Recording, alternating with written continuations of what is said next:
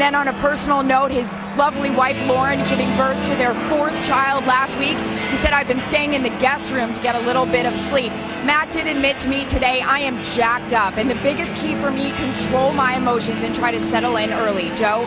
Well, we will see the Giants offensively early, and that means that Eli Manning will be out there. There's Matt Castle, and there is Rashad Jennings as the Giants enter this game not just 3-3, but 1-2 in the NFC East. Glad you're with us on America's Game of the Week as Bailey will kick it away. And off we go. The former Cowboy Dwayne Harris from the end zone, crossing the 20 and knocked out of bounds just shy of the 25 by Barry Church. Well, the numbers are much better, Troy, for Eli Manning in his 2nd year under the tutelage of Ben McAdoo, the offensive coordinator, and he was playing brilliant football during that 3-game win streak. Yeah, 2 weeks ago against San Francisco, he had his best game of the season, and then last week collectively, this offense's worst game of the year against Philadelphia. Good thing for them, it's a short week. They get back out on the field here today.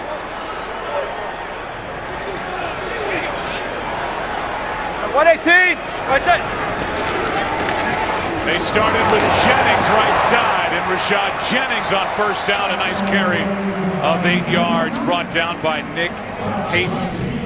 And now some of the faces and the players on offense. Maybe we highlight the guy there on the end at left tackle, the rookie, 1st-round pick out of Miami. He'll have his hands full with Randy Gregory and/or Greg Hardy out there on the edge.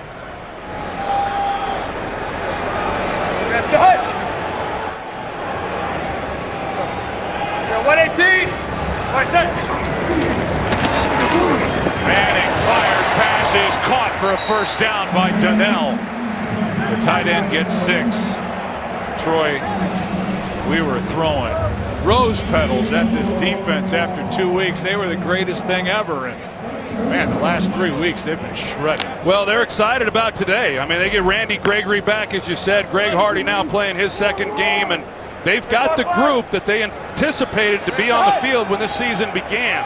They've got some guys who can get after the quarterback.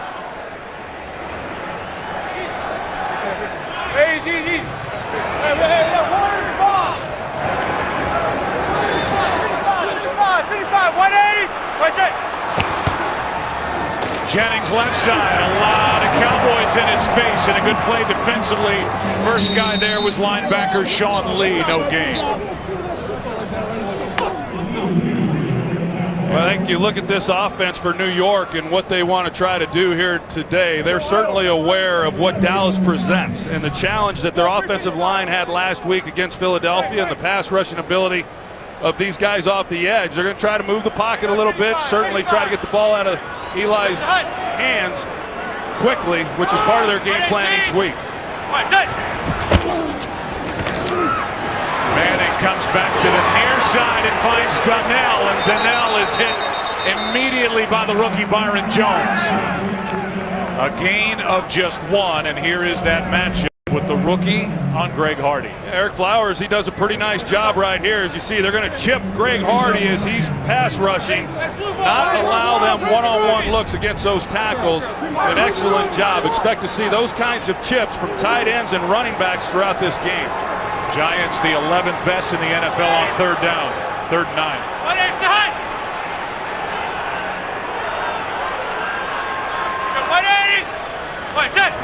Cowboys wanted a flag on Beckham for a false start. Pass is caught. Donnell up to midfield with a Giants 1st down. A gain of 10 on 3rd and 9. And a nice completion from Eli Manning. Well, it's a good job by Donnell as far as getting off the line of scrimmage. You see that he sets Jones up to the outside. He gets going up the field, and then when he comes across the middle, he creates some separation. Pretty good coverage there, but nice execution offensively to pick up the 1st down. Donnell has started 3 catches, 17 yards.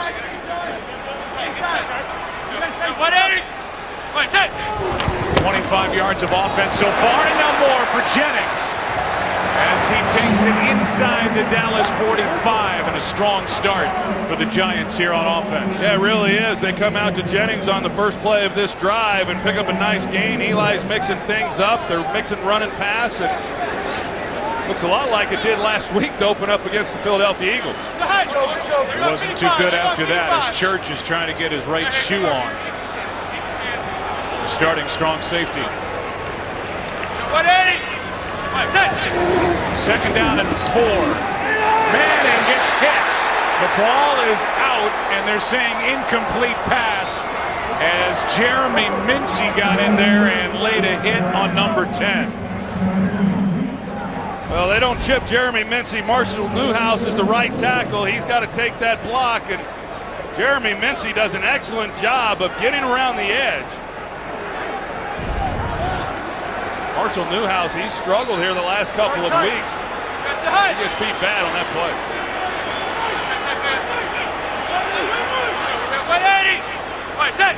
Now 3rd down and 4. Manning steps up, gets rid of it, pass is broken up.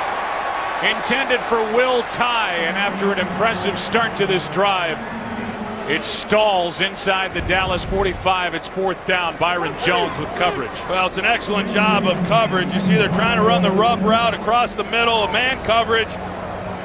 Some teams have had success against Dallas running those types of routes, but Dallas does an excellent job there on 3rd down to force the punt.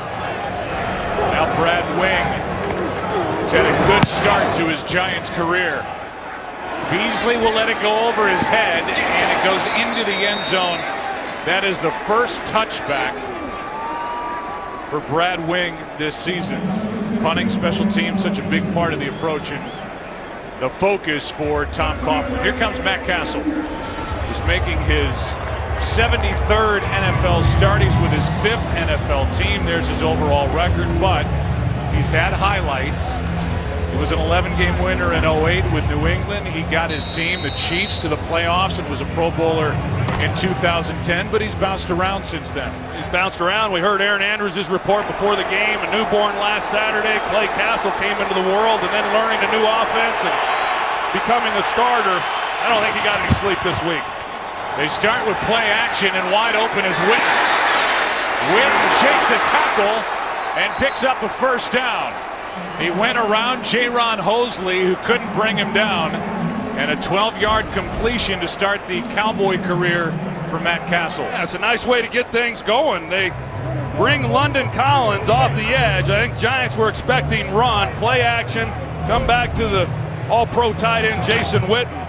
It's a good way to calm a quarterback's nerves to start this game. Landon Collins, the rookie 2nd-round pick out of Alabama, who the Giants traded up to get. He's had a nice start to flag at the start of the play. False start. Offense. Number 89. 5-yard penalty.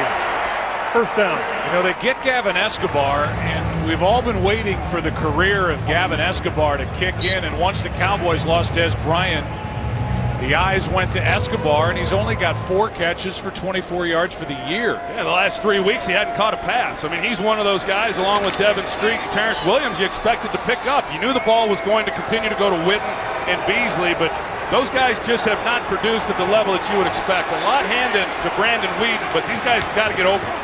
Here is Whitehead, the rookie, on an end around. And a guy whose first name is a nickname, Lucky Whitehead, is good for 15 yards and a 1st down. Well, one of the things that the Cowboys have noticed here over the last several weeks is that teams have been overplaying the running game, and they've been running a lot of the stretch zone rushes, and with that you get a defense starting to over pursue. There was talk about some misdirection plays here in this game. That was the reverse. It takes advantage of some of the over pursuit you get from a defense.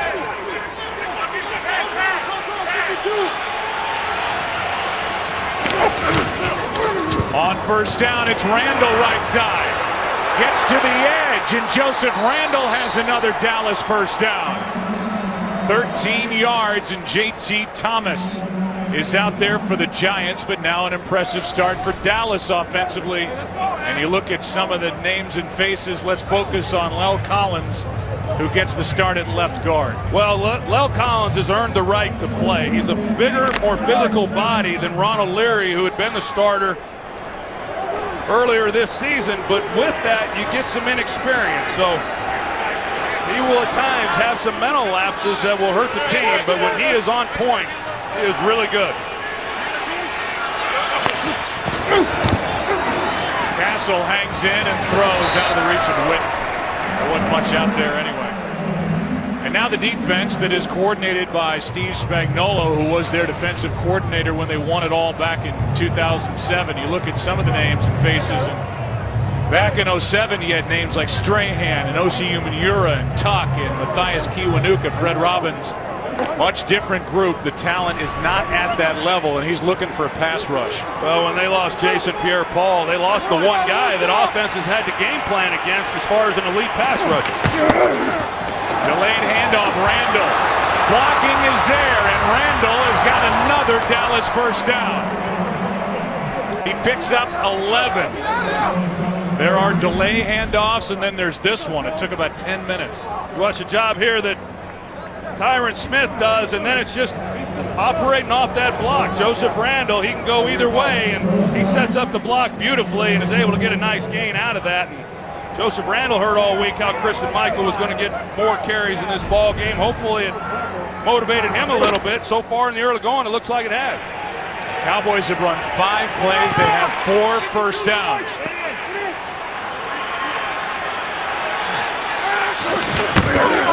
Here's McFadden. He hits the hole hard, and on first down, McFadden picks up 5.5.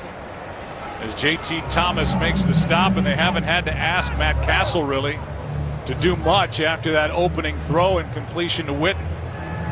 Yeah, I think Brandon Wheaton's over there on the sideline saying, hey, where was this running game when I was playing the last 3 weeks? The unluckiest guy in the NFL. Poor Brandon. Well, I thought it was nice. Matt Castle said when the announcement was made that he would be the starter in this game, he went over to Brandon Wheaton and talked to him and said, hey, I've been on both ends of this. And he certainly has, as a guy who's been in the league 11 years.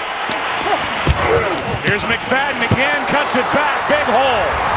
And McFadden's got a first down inside the 20, brought down by Beeson after a gain of 9. Well, the Cowboys offensive line does an excellent job.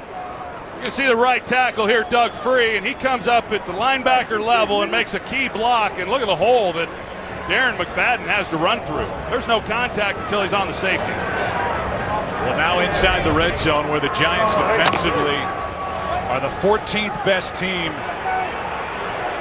inside the 20 defending touchdowns. Cowboys are 50-50. First down, McFadden. There's just no stop from this Giants defensive front as McFadden cuts right through it for 7 more yards.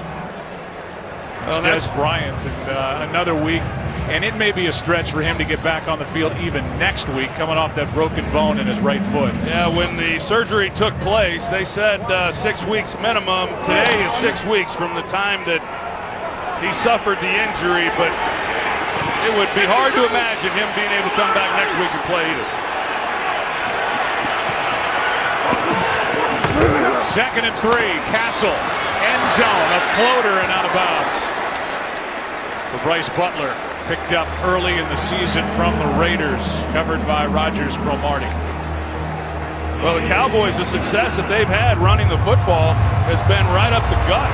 And that really is the strength of this defensive front. We talk about them not having great edge rushers, but they've got some guys there in the middle. Pretty tough to move around with Jonathan Hankins and Colin Jenkins as well. And it's a pretty good group, but the Cowboys are taking it to them. The first 3rd down the Cowboys have faced.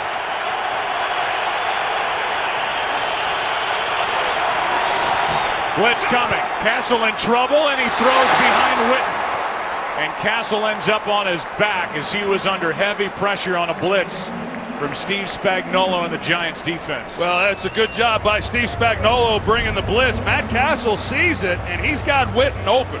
Witten is wide open, and that's a ball you've got to be able to deliver under pressure. But man, he has not played since week 3 of a year ago, and you can't simulate these kinds of things in the tempo of those types of plays in practice, but just not on point. Good job of tightening up by that Giants defense. 30-yard try by Bailey. He hasn't missed all year, and with 5:25 left in the opening quarter here in the Meadowlands, it's a 3-0 Dallas Cowboy lead. And the Cowboys now have points on 16 of 17 red zone trips this season. But that could have been bigger. Castle could not hit Jason Witten. We can't wait here at Fox. This is yesterday. There he is, Mr. Everything for the New York Mets. Daniel Murphy's homered in 6 straight postseason games, and now earlier today making their way to the buses. And there's the game 1 starter, Matt Harvey, who will get the ball on Tuesday night in Kansas City. Game 1 and the entire World Series on Fox. The Mets and the Royals. Can't wait to get it going on Tuesday, and then we're all back here in New York over the weekend, Friday, Saturday, Sunday. Welcome in a new audience. That's the way we used to look. Joe, Troy, and Aaron. And as we welcome you in, the Giants had a nice start to their opening drive, had to punt. The Dallas Cowboys went right down the field.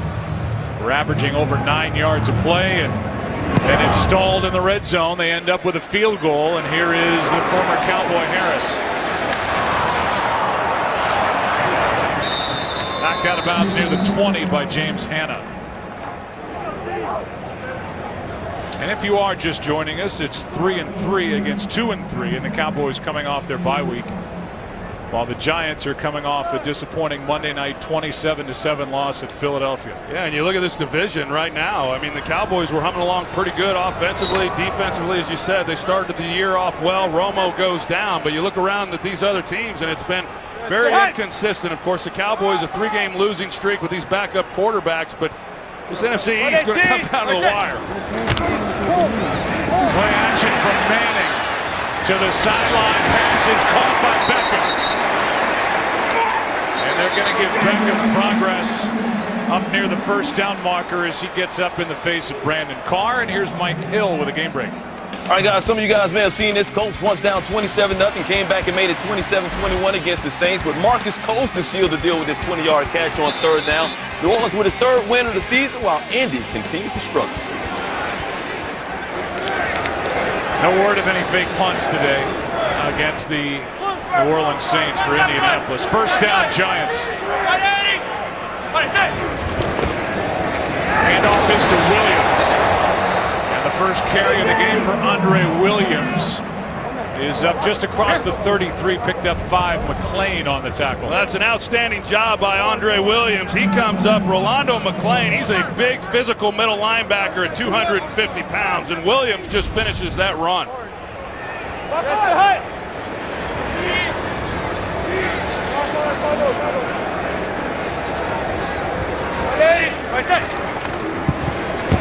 Here he is, left side.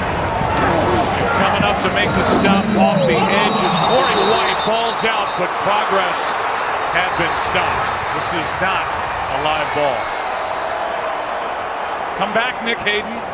You're needed for 3rd down. Nick Hayden may need to take a blow. It looked good. Well, somebody got a picture of it, but now he's got to come out. Right now, though, Joe, you got to be impressed with the way the Giants have run the ball. It's early. It's a small sample, but you know, they've had a hard time really getting the running game going. They haven't rushed for 100 yards as a team yet this season. It sure helps with that offensive line and the ability of the Cowboys to rush the passer if they can continue to run the ball the way they have on these few carries they've had in this game. Nick Hayden stays in there, started to the sideline.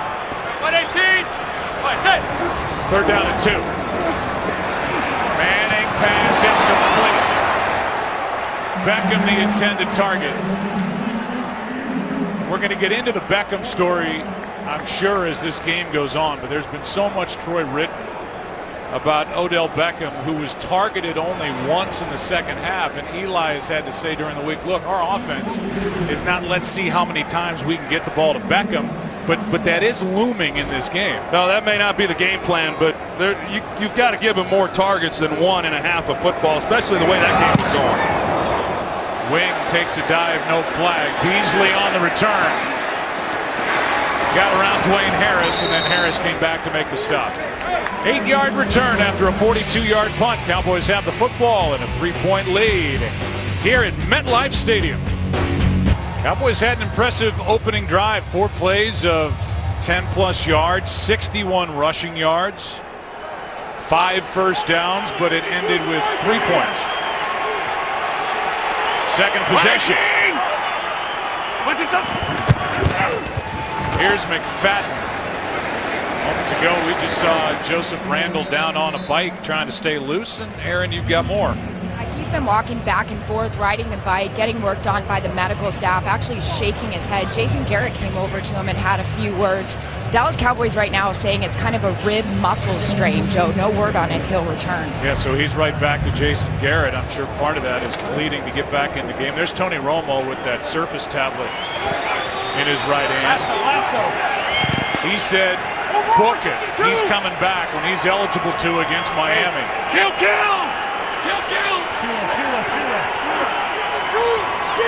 Hurry, son! 2nd and 6. That's Ayers coming off the edge. And McFadden takes it up to the 35, a gain of 2, 3rd down coming up. Well, Steve Spagnuolo giving a few different looks, but they're clearly playing to stop the run. But as you mentioned, Joe, in that first series, the Cowboys were able to still run the football effectively down the field. And when you start loading up extra guys in the box and you're still not able to stop the running game, you've got some real problems. But the big down is here, and I would expect Spagnuolo, like he did the last time they had 3rd down, to bring pressure. 3rd down and 4.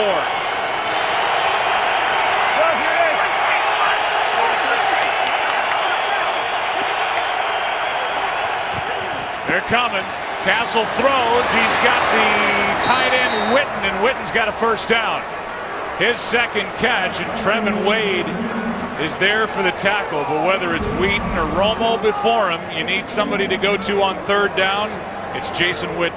Yeah, they pull out George Selvey. I think he's going to try to get underneath that throw because of the pressure they were bringing the other way. And as a result, Witten gets a free release off the line of scrimmage, and it's just, I've seen him, I've been watching it too many years. Jason Witten with a free release, being able to convert on 3rd downs. McFadden comes upfield, and the penalty flag flies. As McFadden gets 4.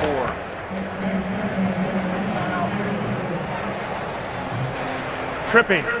Offense. Number 44. 10-yard penalty. Replay. 1st down. That's not nice. Tripping by Tyler Klutz. Yeah, that's not allowed. It's not good. It's not friendly.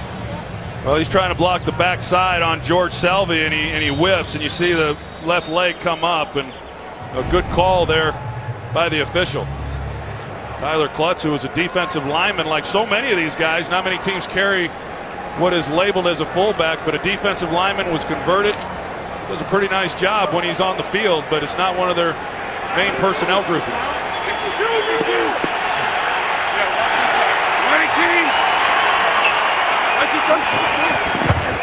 1st and 20. Castle has to move. Pass caught by Williams.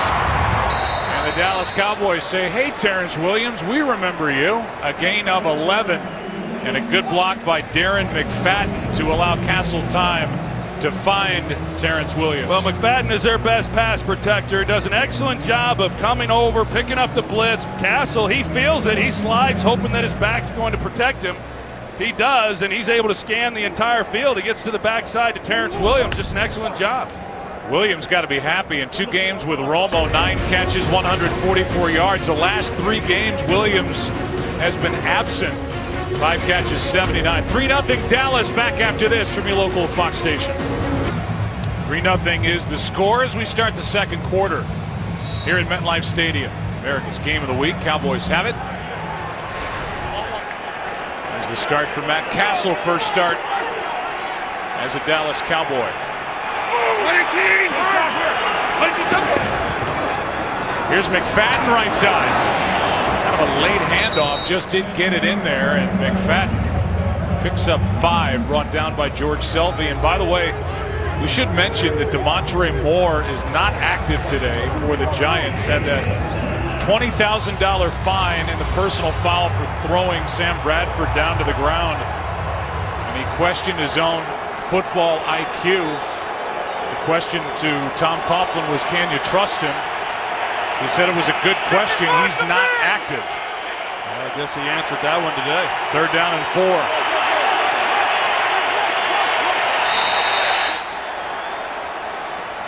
Timeout taken by Matt Castle. That's his first timeout taken as a Dallas Cowboy quarterback. 3-0 Dallas.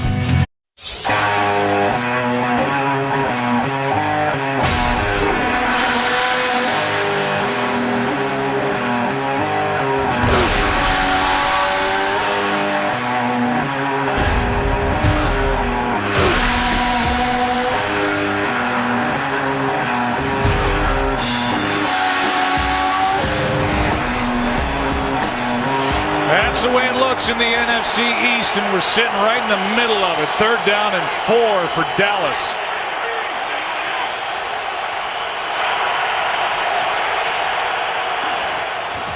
Low snap, Castle. Pass is nearly picked by Rodgers Cromartie. Beasley the intended target, and that was almost a pick 6. Boy, it sure was. I think Matt Castle does a good job of changing protection to pick it up, but you're going to see just a misread between he and Cole Beasley. He's expecting Beasley to continue out towards the sideline, and Dominique Rodgers-Cromartie was right there with an opportunity. Cowboys very fortunate. Wayne Harris is back. He doesn't fair catch it much. Only 1 so far this year. One of the toughest guys in the NFL, and this punt doesn't go very far in the air. There's a fair catch. Didn't have much choice. So the Giants have it. 3rd time as they trail by 3, 2nd quarter. The offense talks about it for Dallas. The offense goes to work for the Giants. That's the hunt. 180. 180. 118. 186. Extra man on the rush. Pass is caught by Randall. Wide open in the middle of the field, and Ruben Randall is good for a big gain of 24. You can see Rolando McClain here, who he comes on the blitz, and then as Sean Lee goes out to cover in the flat, it just opens up the middle of the field there for Ruben Randall. Perfect call by Ben McAdoo, offensive coordinator, and catching the Cowboys with a blitz. Giants hustle to the line. Here is Darkwa, Orleans Darkwa, who led this team in yards per carry during the preseason. Good for 7. Here's Kurt with a game break. Look at the Raiders. Up 10-3 at San Diego. They add to it. Carr to Clyde Wolford. Nice touchdown. Makes it 17-3. Wolford, a 3rd-round pick out of Miami. We figured Joe and Troy, fans of you, needed something good this weekend. Yeah, I would agree with that, and they've got to be getting pretty down on themselves in San Diego. Despite the most recent attempts by Phillip Rivers in the big offensive day, they just can't get it going. This one in the direction of Darkwa, who just had his first carry. It was a nice gain for 7, now an incompletion, 3rd and 3. Darkwa, first-year player out of Tulane. Practice squatter last year.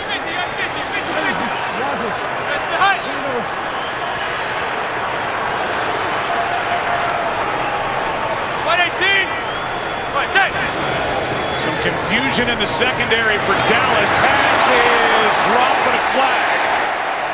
Randall was the target. Claiborne with the coverage, and it's against Dallas. Pass interference defense, number 24. Automatic 1st down. Spot of the foul. Let's take a look at this. See, Claiborne was in good position. There's definitely contact. Looked like he might have had his right hand. Well, there's his left arm in there too. So it's physical when they're running those slants. Claiborne, who's really had himself a nice start to this season, coming off a significant injury, but they catch him there with pass interference. Hey, pit. 180. What's that? Here's Darkwa again.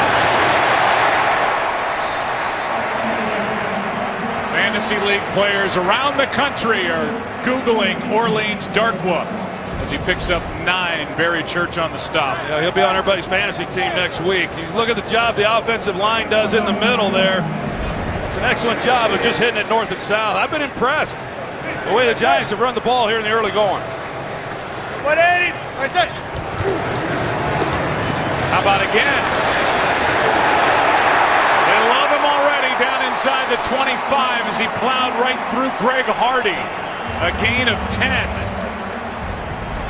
Tell you what, the offensive line doing a good job, but this is all Darkwa right here. He comes off the line with the ball. Contact made right around the line of scrimmage. He just finishes this run on Greg Hardy. It's an outstanding job of finishing a run. 3 carries, 26 yards. The 23-year-old. 180.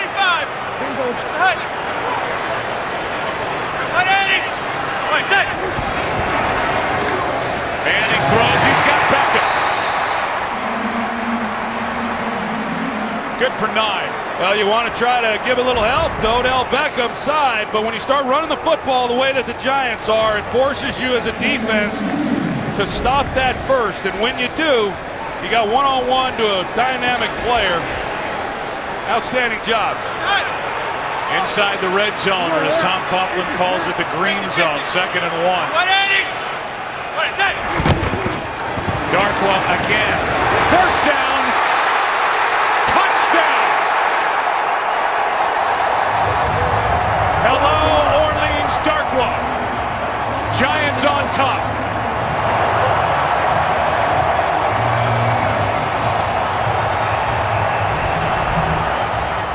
See the job that Darkwa does here. Once he gets the ball and the vision that he shows there, splitting the 2 defenders and just hitting it.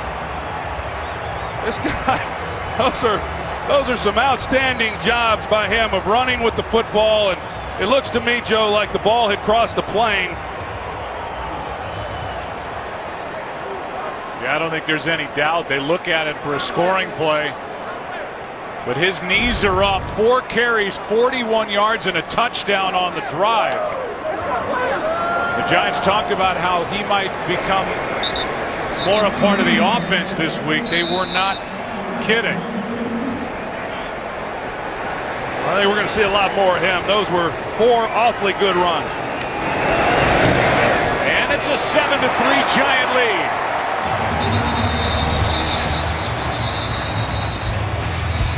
America's game of the week, this battle in the NFC East.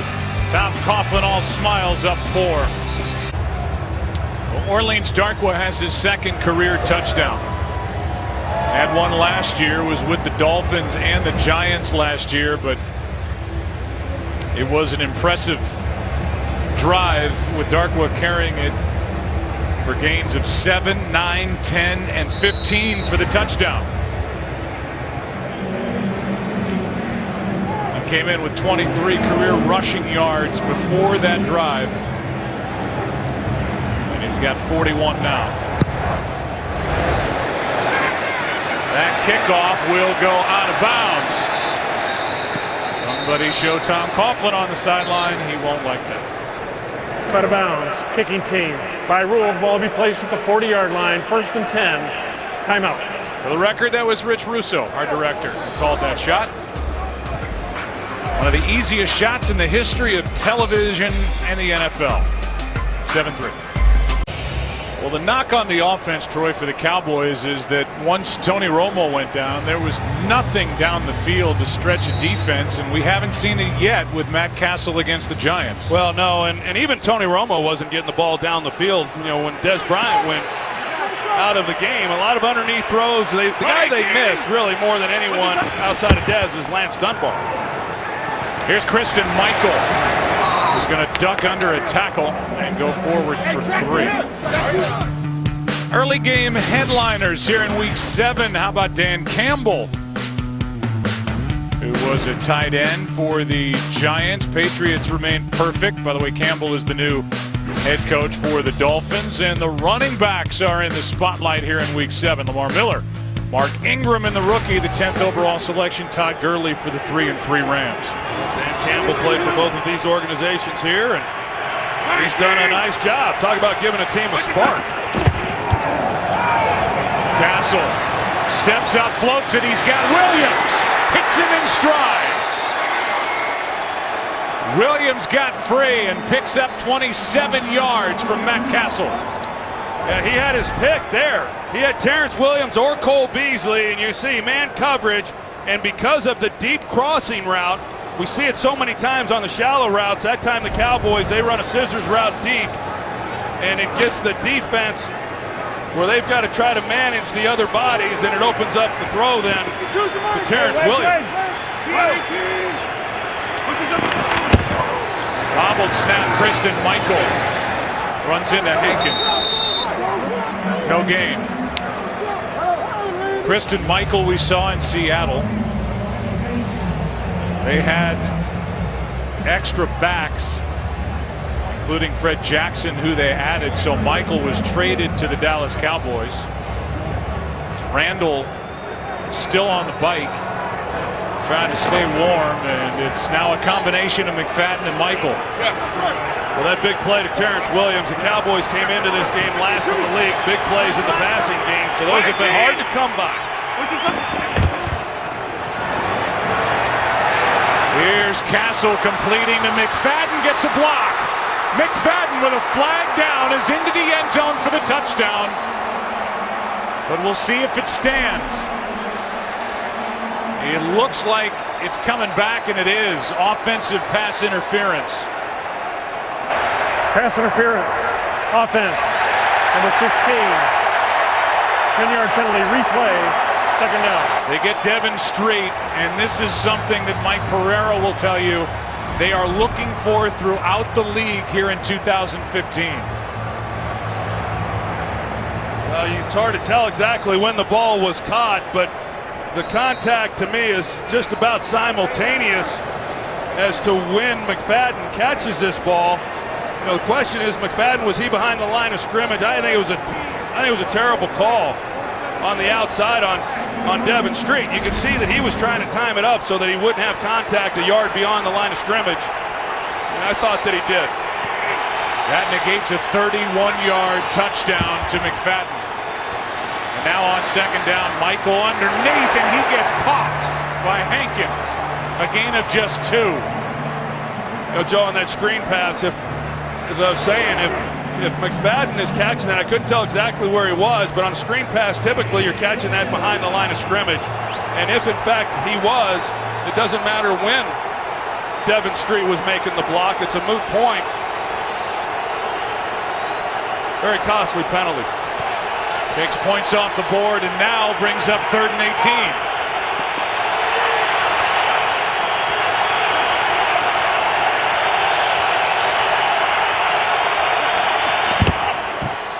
Castle, Whitten,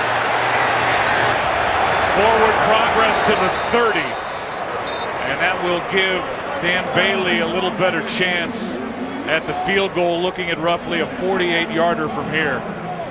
Well, it's an excellent job really by Matt Castle. You see his teammates congratulate him as he comes off the field, just recognizing 3rd and long, and the Giants played coverage. Just try to help your kicker out as much as possible on this field goal attempt. You're able to pick up 10 good yards. So the 48-yard try for Bailey, who's 9 for 9 on the season. And that's why he's got a contract through 2020.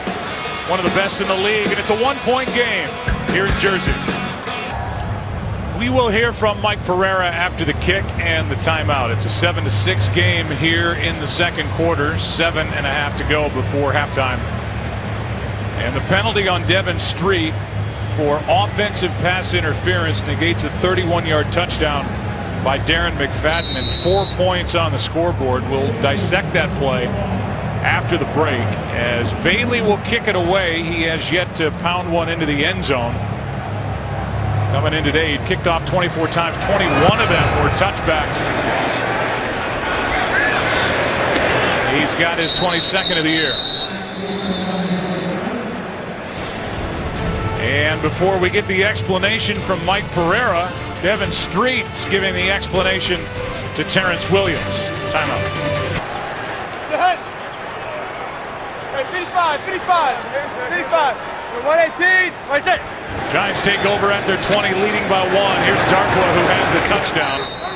And Orleans picks up 4. And let's go back to that call against Devin Street. Mike Pereira, what'd you see from back in L.A.?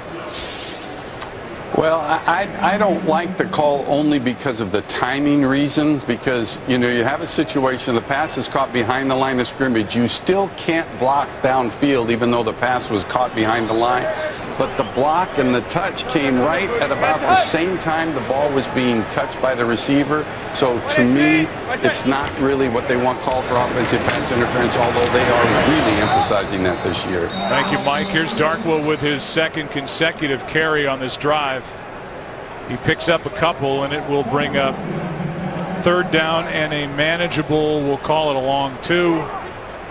Call it 4, 3rd down and 4 with 6.5 to go before halftime. Well, Mike had mentioned coming into this game, Joe, Mike Pereira, that the officials had been instructed, you know, this week to be watching for those types of plays because so many offenses are blocking before the ball is caught. But like he said, that was a bad call. 3rd down and 4. Manning is sacked, and it's Hardy. In his 2nd game back, he's got his 3rd sack as a Dallas Cowboy. He missed the last 15 games last year. He missed the first 4 games this year for a domestic violence incident back in May of 2014. But he's back, and one thing he can do is rush the passer. Well, this time they put Greg Hardy inside and they moved Jack Crawford to the outside and let Greg Hardy work against the interior of that offensive line, and he gets to the quarterback. Wing hits a good one. Beasley with a fair catch inside the 30. And that is now 8 sacks against the Giants this season, 4 over the last 2 weeks. Hardy gets it. Cowboys have it down 1.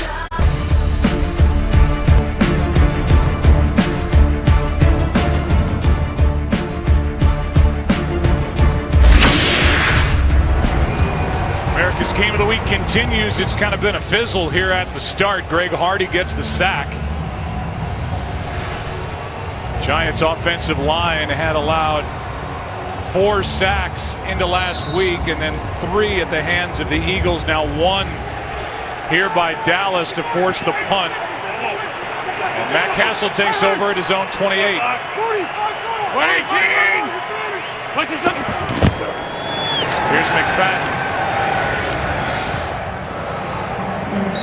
Not very dynamic.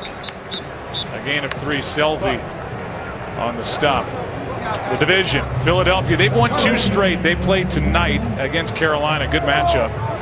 The Giants are here. They started 0-2. They blew double-digit 4th quarter leads to start the year, including the loss in Arlington week 1. Then they won 3 straight. They lost to Philadelphia last week. They're 1-2 in the division. Dallas right now is undefeated, 2-0 in the East. 2-3 to start the year. Mike and Will right there. 52 middle. What's up? Castle in the air and incomplete, but a flag is thrown as Bryce Butler got his hands on it and may have been interfered with.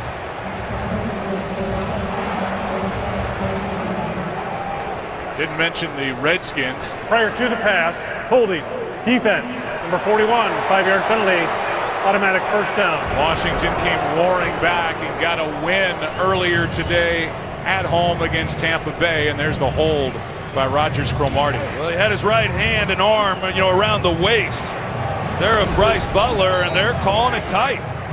Bryce Butler, I know he's one of the guys. He had the 67-yard touchdown reception a few games back, and he pulled his hamstring in that game, and they're hopeful that he's a guy who can be able to get down the field for them. They fake it to McFadden. Castle gets around the edge, and there are flags all over. 2 are thrown. 4-yard carry by Castle. And it's a hold. Holding, defense, number 59. 5-yard penalty from the end of the run. Automatic first down. That's Kennard, who missed the previous 2 games with a bad hamstring, guilty of the hold. And it's a first down. Well, here's Devin Kennard right there, number 59, and take a look at it. He got called for holding James Hanna. I was wondering where those flags came out. You see the job there that he does. He's holding them up, and as Matt Castle comes out, the flags came just as Matt Castle was avoiding the tackle in the backfield. Here's McFadden sprinting to his left. And McFadden with a big carry. And the ground game is still working for the Cowboys, forced out by Merriweather after a gain of 15. Well, this offensive line, you know, they're talked about a lot. They're a big physical group, but for their size, they run exceptionally well. That time Tyron Smith, he comes out, he leads the way. You see the job that he does, and then 315-pound Travis Frederick from the center position. McFadden with his speed does a good job of getting on the edge. Hey, Riggin. 55. Play action. Castle on first down. Witten, what a throw. And Witten is forced out of bounds at the 5.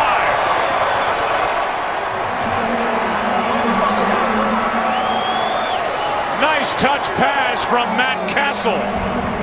35-yarder to Witten. Well, the Cowboys have gone with their big people. They've got 3 tight ends in the game on this possession, and so they've run the ball. We saw McFadden on the previous play.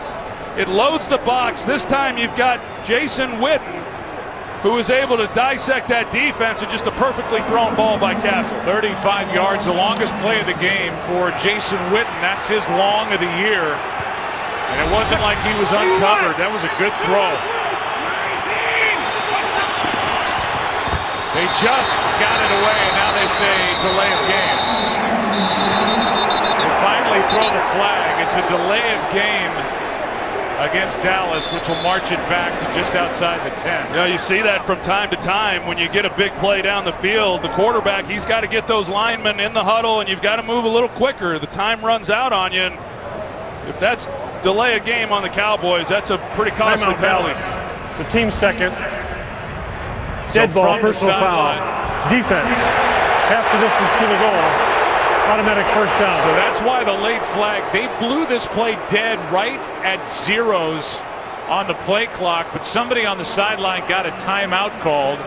And then at the end, when the play had been stopped, they threw a flag for a personal foul. So the timeout eliminates the delay of game.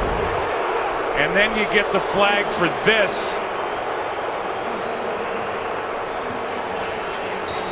Well, it's right there at the end by J.T. Thomas, and I don't know, Joe. I mean, you don't know what these guys can hear. They let the play go before they were able to really call it off. It was a bang-bang deal, and you just hate to see a penalty in that situation. I'm not sure I agree with that call. I'm with you. The play clock was down to 0. They granted the timeout to avoid the delay of game, and this defense is still playing football, trying to defend their end zone. It's hard, I would imagine, if you're J.T. Thomas, to just pull off and let him walk in. And even from up here, we thought that it was delay of game. We didn't hear anything or showed anything that let us believe that a timeout had been called either. So that moves the ball inside the 3. First and goal.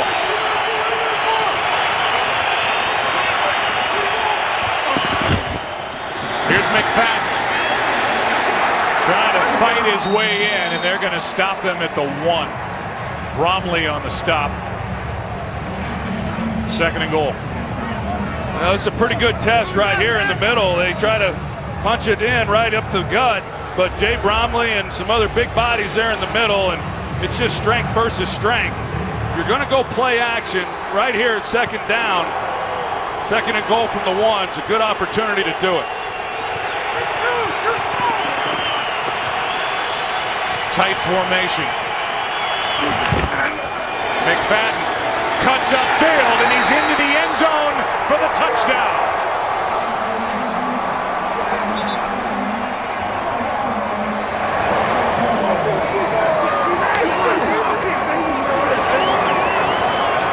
Talked about Travis Frederick a little bit ago and the job that he did pulling. You can see here him in the middle, and he's able to get movement there inside on Marcus Kuhn, and that opens things up for the touchdown. That's 4 possessions now for the Dallas Cowboys, 3 scores. And with 2:17 left, we'll have the extra point. The Giants will get it back, and they have all 3 of their timeouts remaining. Remember, McFadden had a touchdown called back because of that pass interference on Street. Now he carries one in. And it's a 13-7 game with the Cowboys on top as we near the end of the first half. There's the personal foul on Thomas. McFadden did the rest, and on America's Game of the Week, Cowboys up by 6. Let's go back, Troy, to the front end of what was eventually called a personal foul against Thomas. There's the play clock. Watch it go to 0. Then the snap. They whistle it dead, but a timeout evidently came from the sideline. You would expect it's Jason Garrett, so no flag for delay of game. Thomas gets the late hit on McFadden, and it moves the ball. Instead of going back to the 10, it moves the ball back inside the 5 for 1st and goal. A big penalty. Darren McFadden, he delivered the first blow. He didn't hold up either, so these officials sure have gotten excited about throwing the yellow hanky. Drive will start at the 20 with 2:17 left in the half, and the Giants and Eli Manning, they have all 3 of their timeouts left. They got a chance here with plenty of time and with the timeouts to see what they're able to do. Doing a nice job of running the football, maintaining some balance.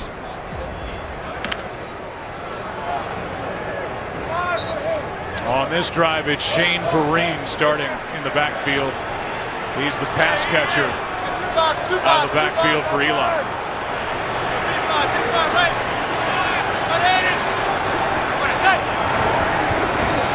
He gets it on a draw, and that didn't fool anybody. Church came up to make the initial hit. No gain for Vereen, and we are marching toward the 2-minute warning, and we'll be there. 2 minutes left in the first half here at MetLife Stadium. And here at MetLife, it's a 13-7 Cowboy lead. Get apps, videos, and more at itunes.com/NFL. Tom Coughlin's been working the officials during the timeout.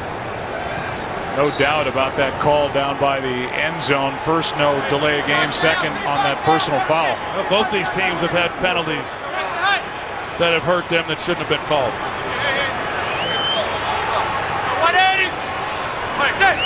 On second down, Manning, Vereen. His knee goes down a couple of yards short of a first down. Brandon Carr on the tackle, a gain of 7. Well, we'll see. The Giants have gotten themselves into a lot of 3rd and shorts and just not been able to convert some of these. Pass is dropped by Beckham, but a flag is down.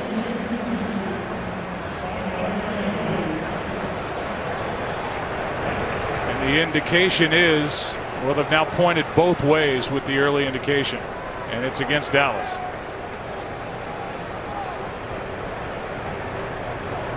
Illegal use of hands, hands to the face, defense number 55. 5-yard penalty with an automatic first down. Well, Rolando McClain, you saw him. He was showing to the sidelines that it was him, and clearly he's got his right hand there under the face mask. So an opportunity for the defense to get off the field. And yet the penalty, they're able to keep this drive going for the Giants. Blitz coming from Dallas. Pass is behind. That's live. Kicked into the air and picked off by Byron Jones.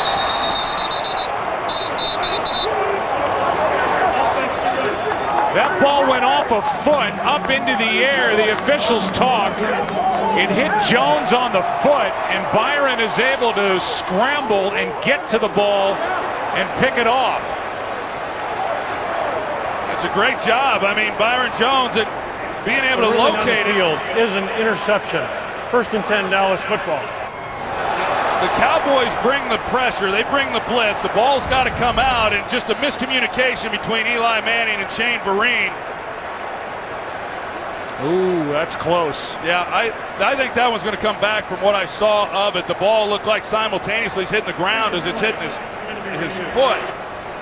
It's a turnover, so it's automatically reviewed. And that looks like it short hops into the foot of Jones. We expect this to be overturned. We'll get the call when we come back. We'll get the call here from John Perry. After reviewing the play, it's an incomplete pass. The ball hit the turf. It'll be 2nd down on the 33-yard line, right hash. Please reset the game clock to 1:33. 1:33, please, on the game clock. I mean, just virtually impossible to tell with the naked eye.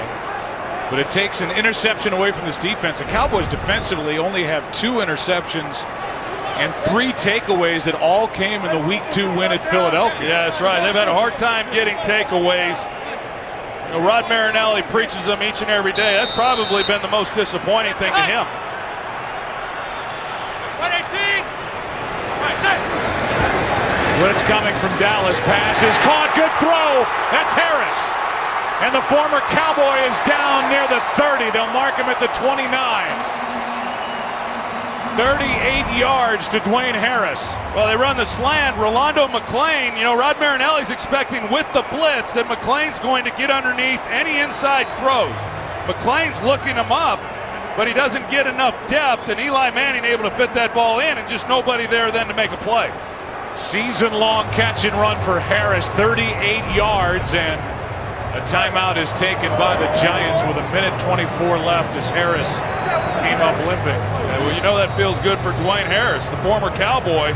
You know, brought here really to be a special teams player, but because of some various injuries, he's been asked to do a little bit more as a receiver. But a good job by Eli Manning hanging in against the blitz and sticking it on Harris. Remember, this drive continued because of the hands to the face by him, Rolando McClain.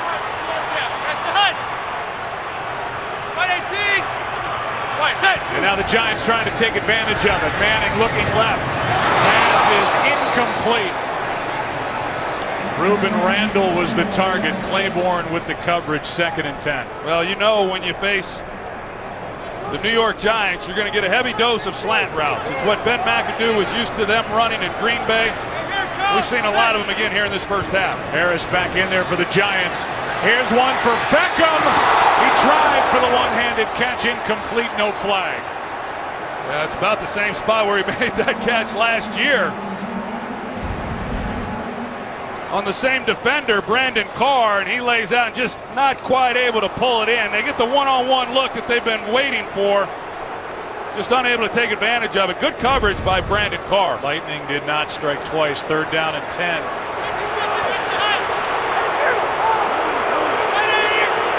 Beckham just 2 catches, 19 yards. Manning, Donnell, what a play. And they say incomplete as the ball popped out. Corey White came up and made the hit. And with 1:08 remaining, it's 4th down, and the field goal unit will come on for the Giants. Yeah, really not much of a route, you know, as far as trying to pick up the 1st down. I think Dallas, they sloughed underneath the deeper throws and forced Manning to come underneath and then come up and make a play. Donnell unable to make the catch.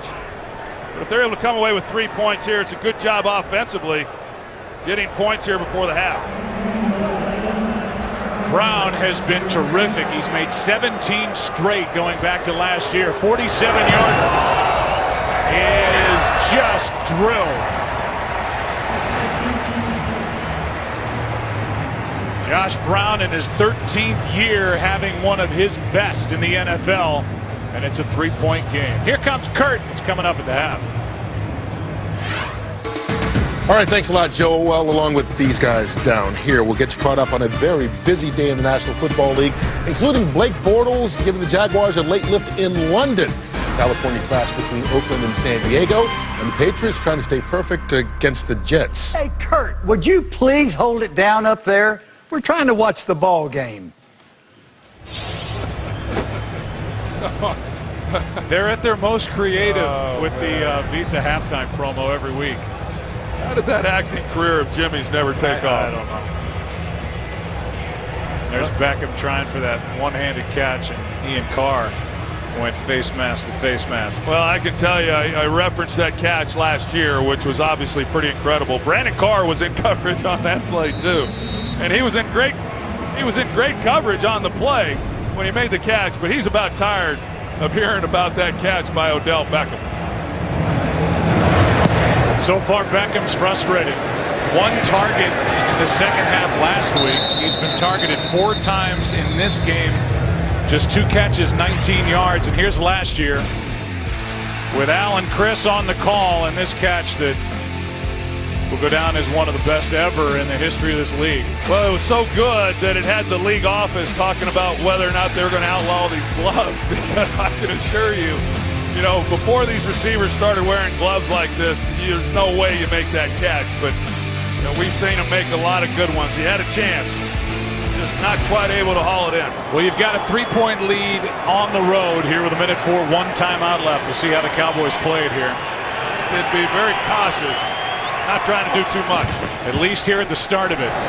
So out of the backfield, it's McFadden makes a nice catch and is able to get out of bounds. And it depends on how these drives start as to what the objective eventually becomes. And this one good for 9 yards for McFadden. Yeah, it's pretty good, and you're able to get out of bounds. So you look at this second down play just like you did on first, and knowing that if there's a shot down the field, you take it. Otherwise, you just take the gimme and then make a decision on what you want to do after that. But when they get the ball to McFadden out in the swing, you better be real careful if you're a defense. That guy can flat out run. Now 2nd and 1. Castle has Witten. And Witten's got another catch and a first down out across the 35-yard line. And no player has ever had more catches against the Giants than Jason Witten. He's got 5 in this game and 132 in his career against New York. And now 133 as he's out of bounds at the 40, and a good start to this drive for Dallas. A timeout in their pocket, 35 seconds left. Well, Jason Witten, enjoyed watching his career, and he's obviously a great player. He's as tough as they come, too. He's only missed 1 game. That was back when he was a rookie. He broke his jaw, and he came back after missing the 1 game with the broken jaw and continued to play. And even this year, he's played with both sprained knees, a sprained ankle, and you wouldn't even know it. Doesn't complain, just goes out and gets the job done. 137th consecutive start. 979 career catches. Castle sideline for McFadden, and that didn't do anything except take about 6 seconds off the clock. A gain of 1, 3rd down and 5. Yeah, I guess the good news for the Cowboys is they've been able to get out of bounds. They don't get anything on that play, but see what they're able to do here on 3rd down. Steve Spagnuolo, the defensive coordinator, you know, he wants to keep him in bounds, but more importantly, just do not give up the big play. Cowboys have had the 1 big play to Terrence Williams in that first half.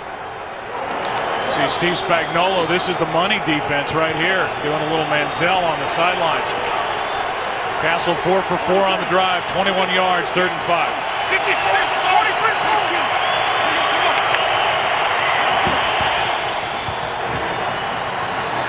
Castle pass batted down, and Ayers had it right in his mitts and couldn't come up with it. Trying to get it over the middle to Butler, and Ayers, I'm sure he was shocked. This ball went right into his grill. Yeah, he shows like he's going to blitz. He comes back, and you got Castle trying to fit it underneath on the crossing route. And, well, yeah, it hits Ayers right in the hands, and those are hard to catch when you're just looking initially to bat it down, but an opportunity nonetheless. So now 4th down, Jones to punt.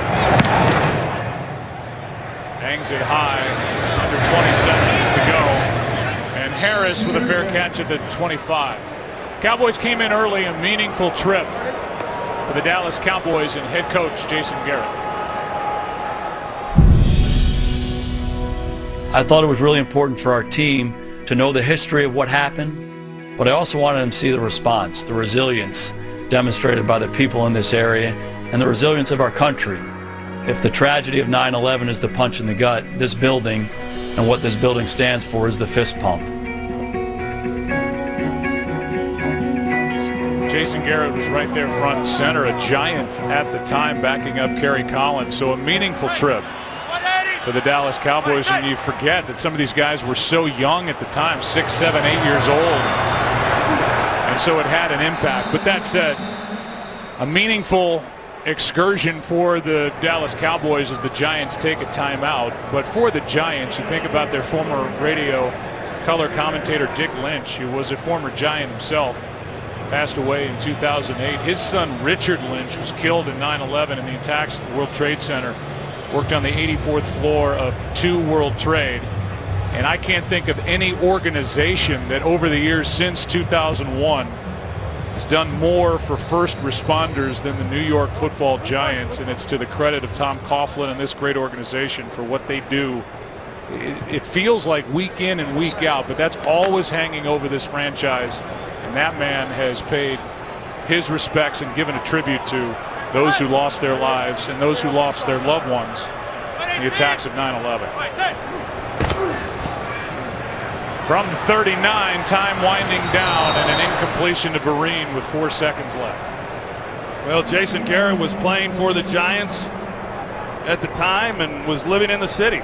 Not a lot of the players with the Giants live in the city, yet he and his wife did, and obviously it made an impact on everyone across this country, especially those in this area. And he felt it was important for his team to understand the history and what went into that day and the response of this nation. And talked to a lot of the players on the field before the game, and it made an impact on them that will last them a lifetime.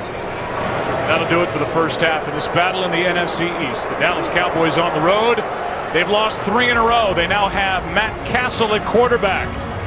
He and the Cowboys lead Eli Manning and the Giants 13-10 at the half. It's America's Game of the Week, and it's the Visa Halftime coming your way right now.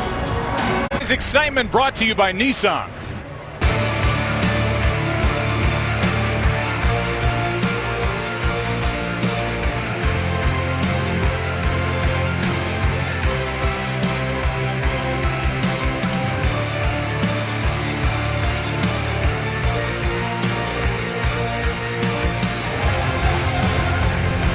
That was today's excitement brought to you by Nissan. And that's the guys and the gals down in the truck dressing this one up after a half a play. It's a 3-point game. And Dr. 8-Ball, let's talk about what we've seen. We haven't seen a lot of dynamic plays here offensively. No, not too many, but you know, it's been a pretty evenly played game. You know, certainly some penalties have come into play. I think both teams have run the ball exceptionally well. The Giants have got to be happy about that. I think they found something there prior to the end of that half, you know, when they had to throw it when they were in the hurry up with Orleans Darkwood, his ability to run the football. I'd expect to see a little bit more of him here in this second half, but a clean game in terms of takeaways, and we knew coming in that was going to be key. Neither team turning the ball over. Erin Andrews has been digging around looking for information here at the half. We'll go to her after the kick, and here in the second half, it will be the Dallas Cowboys receiving with Lucky Whitehead, who has made his impact on a handoff in this game and really has not dented this lineup much. He has only 1 catch in the offense, hasn't been returning punts, has only 1 kick return. So they're looking for something out of number 13, free agent out of Florida Atlantic. He can run. He showed that in the first half. Brown will kick it away, and the Cowboys will start with it up by 3. A chance for Whitehead. Staggers across the 25. Hertzlick on the tackle. Aaron, what'd you learn? Oh, I think the biggest thing for the Cowboys, no Joseph Randle so far. He's not even out on the field. We don't have an update on that muscle strain that the Cowboys were calling it. Now for the New York Giants, just spoke to Tom Coughlin. And Orleans Darkwa, yes, Troy, you may see more of him here in the second half because, as Coach Coughlin said, that's the only thing that gave me a smile in the first half. He wants those penalties, as you could imagine, eliminated in the second half. And he said, we had our hands on 2 of the balls, but we just dropped them. We need to fix that right away. Aaron, thanks. Cowboys have rushed it 16 times for 98 yards. Add one more rush and add a few more yards as McFadden went around Kennard and over the left side picks up 4. Well, it looks like it's going to be Darren McFadden's ball game in terms of running the football. We talked to Jason Garrett coming into the game all week long. There was a suggestion that Christian Michael, who they had traded for several weeks ago, would get more opportunities in this game. Just 2 carries there in the first half, didn't do much with them, 2 yards. And I guess they've decided that they've kind of seen enough, at least here for a while, and they're going to go with Darren McFadden with Joseph Randall down. Wait, 118. On second down, McFadden again, right up the gut. He's out to the 34, brought down by Cullen Jenkins. They also added a guy we saw a couple of weeks ago in Cincinnati with Seattle, Rod Smith, who they signed after the Seahawks cut him. Smith is a big back out of Ohio State. He looked pretty good in that game, and he might factor his way and filter his way into the lineup for the Dallas Cowboys before the end of this year.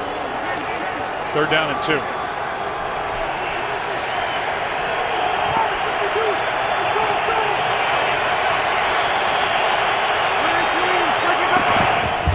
That's Lucky Whitehead, who cuts upfield. That was a good decision by the rookie.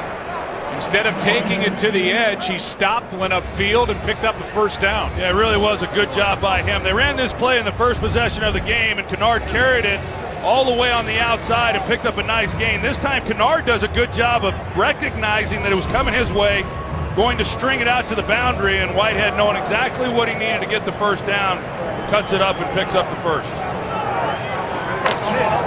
Cowboys already with 15 1st downs. And the Giants, who've been good stopping the run, having a tough time today against this good offensive line for Dallas. Here's Williams, a nice throw, a more impressive catch in traffic as he gets 11 and another 1st down. We've seen Castle fit it in a couple of times with defenders around the receiver. Yeah, that throw, though, looked like it got away from him a little bit. You want to drive this ball onto the receiver. You see that Williams has to go up and extend himself to make this play. Just kind of slipped a little bit on Castle, but good execution, knowing you're going to take a hit by Terrence Williams. You're thinking you're going to get blown up. Wasn't too bad, but he goes up and makes a play. 3rd catch for Williams, 49 yards. 118. McFadden right side. Nothing. Got half a yard, brought down by J.T. Thomas. Hey, J.T. Thomas, you talk about filling a hole. He shows up when you watch this defense play. He's a high-energy guy and a very physical player who they were able to acquire, was in Jacksonville last year. It's an excellent job on his part, filling the hole and making a stop.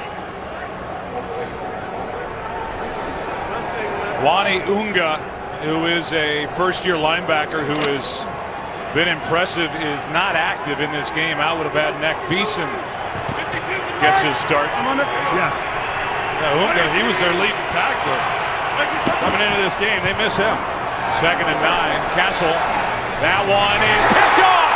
Rogers Cromartie, and he's celebrating all the way down the sideline into the end zone. Giants on top.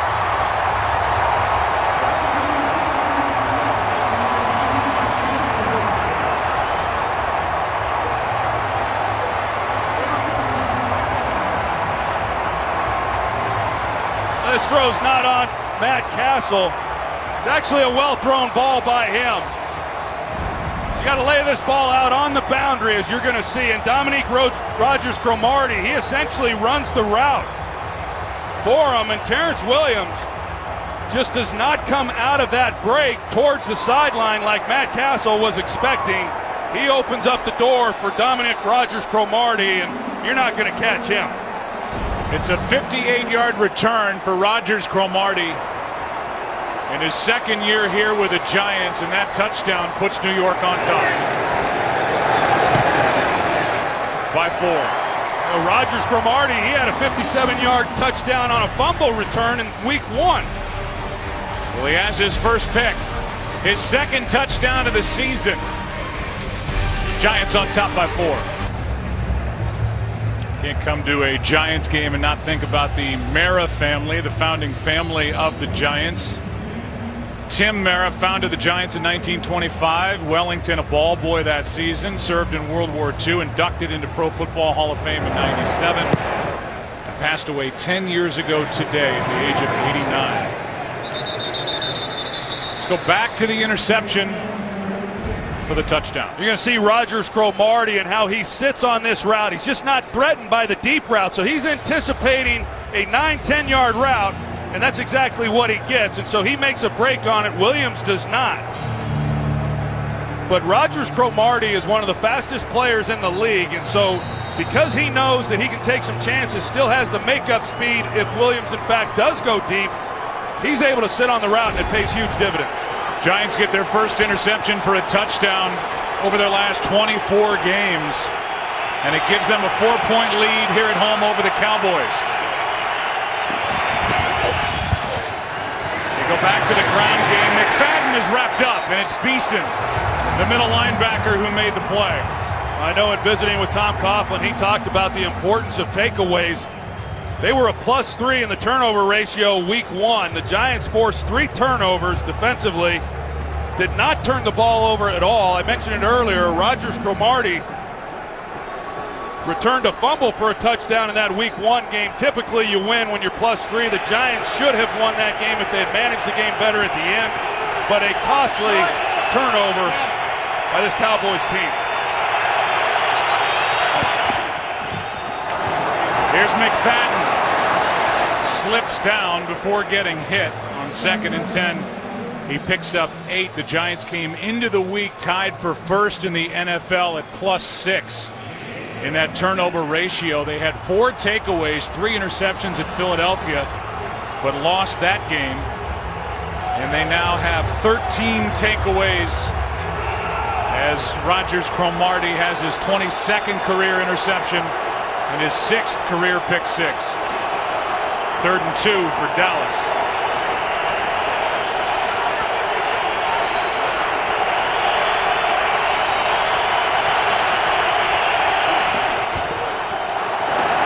It is McFadden, and McFadden just fights his way for a Cowboy first down. That was all number 20 as those bodies were piled up in front of him.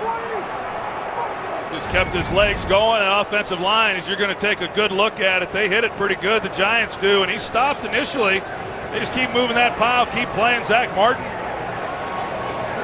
Big first down.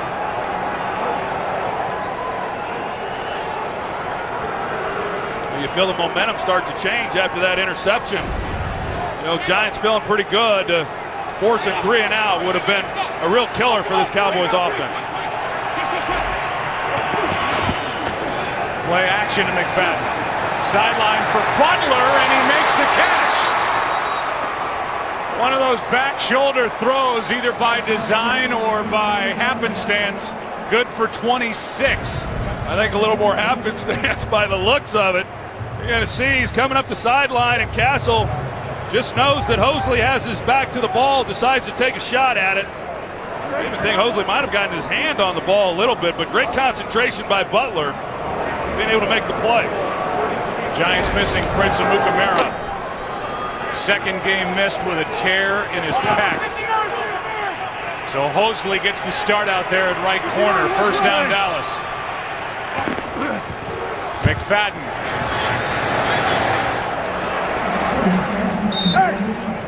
Picks up 3. Selvey on the tackle. So you see Witten, he's hobbling off. I tell you, he got bent over backwards pretty good on that play. J.T. Thomas, it looked like, was the guy who just bends him right over the back of McFadden. And Jason Witten came over, and he's on the bench right now getting looked at by the training staff. He was at least able to get his legs out from underneath him and up into the air. 6-catch game for Witten, 2nd and 7. Play action. Castle, just a floater. Williams, it's picked off. Intercepted by Merriweather.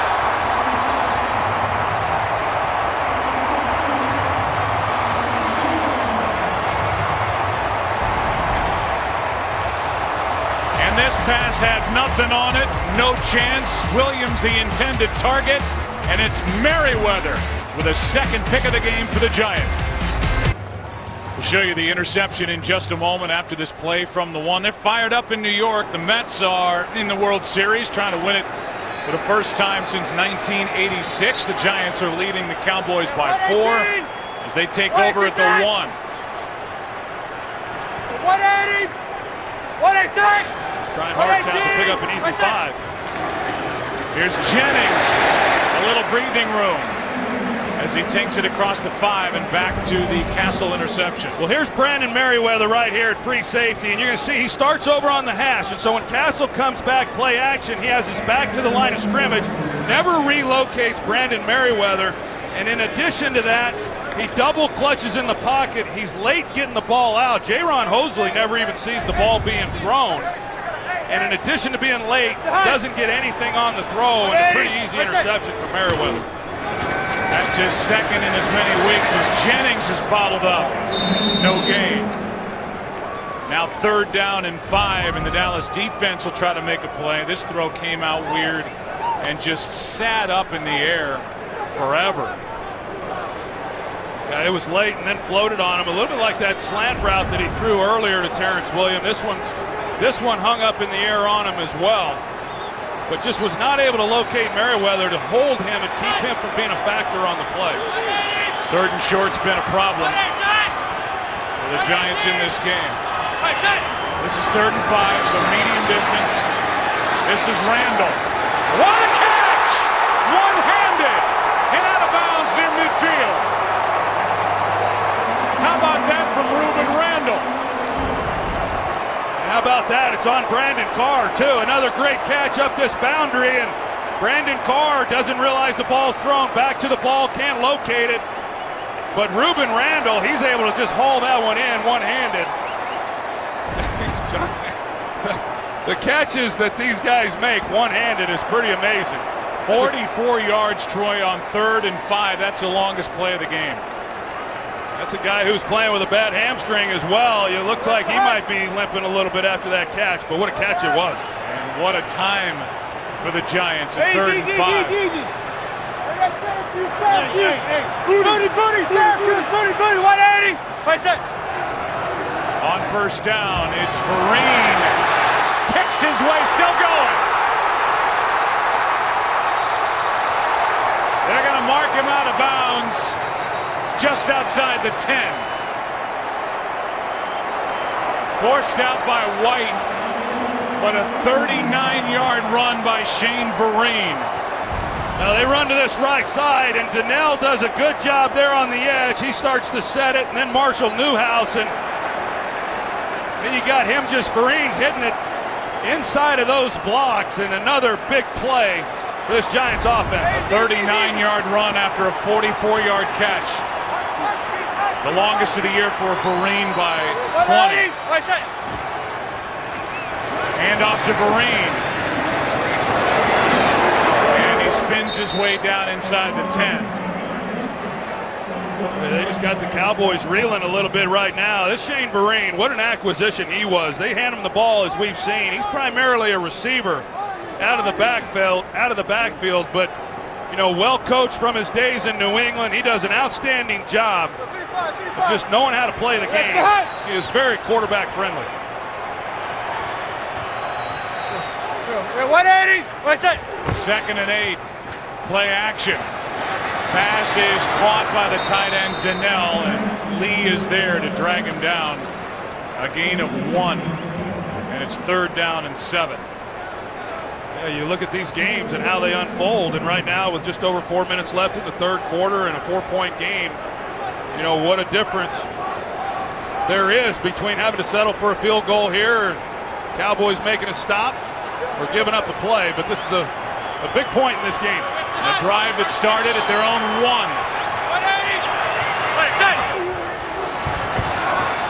Manning is sacked. Hardy and Crawford are there for the Dallas Cowboys, and a big sack on 3rd down and 7. A loss of 8. It's 4th down. Yeah, Jack Crawford's inside, and he goes right past Jeff Schwartz. Schwartz gets tangled up. He's not able to handle it. He does a spin move inside, and he has a straight shot. You got Hardy off the edge. But without Jack Crawford in the middle, Eli able to step up. So they get the pressure and force the field goal attempt. Excellent job after giving up a couple big plays. 34-yard try. Perfect from Josh Brown. And the lead is 7. On that drive, Randall good for 44 after the interception by Merriweather. Vereen carried it for 39 yards, but the drive stalls inside the red zone. As the Dallas defense makes a play, it's a 7-point game.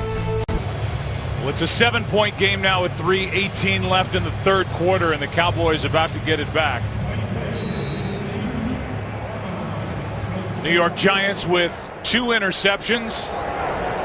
One led directly to a touchdown. The latest leads to 3 points. And Lucky Whitehead will bring it out from just inside the end zone. He will cross the 20. They're going to mark him at the 21. Dominique Rodgers-Cromartie with a pick 6. What's Castle got? Down 7. The Dallas Cowboys will start this drive at their own 21, down by 7. They've turned it over last 2 times they've had it on interceptions by Matt Castle. Here's McFadden. Well played up front by the Giants. A gain of 2. Selvey in there on the stop. And whether it was Whedon before him or Matt Castle right now, we've seen a few decent throws from Matt Castle, but nothing that really tells you that the Cowboys have their guy in Matt Castle while they wait for Tony Romo to come back. First game eligible will be the Miami game on November 22nd. McFadden right side, breaks loose. Knocked down at the 45. And a nice carry by McFadden, good for 22. And now Thomas is slow to get up. Well, an excellent job here by Doug Free and Zach Martin, number 70. Zach Martin gets a key block there on the linebacker, and then it's just off and running. And Darren McFadden, as I said, he has great speed. And usually he gets out in that kind of space, he's even going to get more out of that play than he was able to. But this is a big drive right now for this offense. 2 turnovers the last 2 times they've had it. Got to try to get something going again. Injury timeout for JT Thomas. We'll take a break. First down, Dallas. 2:14 left, third quarter here in the Meadowlands. The Giants allowed 69 rush yards a game through their first 4. The last 2 against San Francisco and Philly, 141 a game. Darren McFadden has his 14th career 100-yard rushing day. And he's going to get some more over the left side. He's been impressive out to midfield. It's his first 100-yard game since December 15th of 2013. And he's looked fast, and he's run behind this good offensive line. Yeah, he's averaging over 5 yards a carry here this afternoon. And, you know, we all know he can run the football. The big problem for him throughout his career in the NFL has just been staying healthy. And the Cowboys signed him. He was limping around a little bit there in training camp in the early part of the year, had some hamstring issues, and now he's ready to go. And he's run the ball well here this afternoon, as you said, against a defense that's been pretty good against the run. 6th overall. 54. It in. Now he tries the right side. Giants step up. A gain of 1. Selvey on the stop. 3rd down coming up. This season stream live local Sunday afternoon games right on your smartphone with NFL Mobile. 3rd down and 4. Yeah, the Cowboys, we've seen them with, you know, really both these teams. A lot of 3rd and medium, 3rd and short. Yet not much success. Doug. Hey, who is it?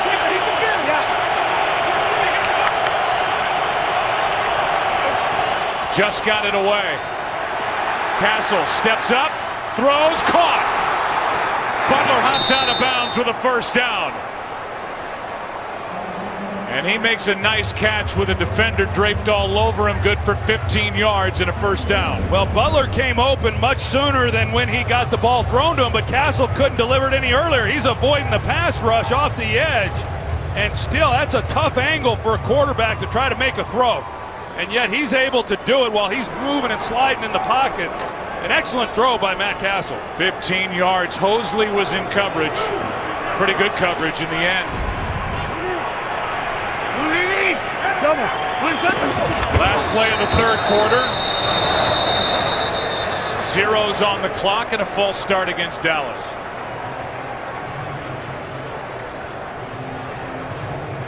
Prior to the end of the quarter, with 1 second remaining, false start. Offense number 68. 5-yard penalty. First down. That's Doug Free.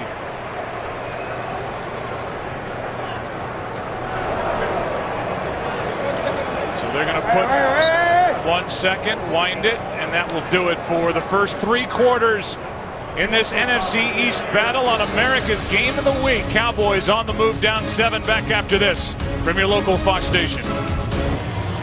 First down and 15 for the Dallas Cowboys as we start the fourth quarter. 7-point game, turnovers. The difference in this one here in the second half. That man, Rogers Cromartie, has an interception for a touchdown. Merriweather, the 2-time Pro Bowl safety, has the other.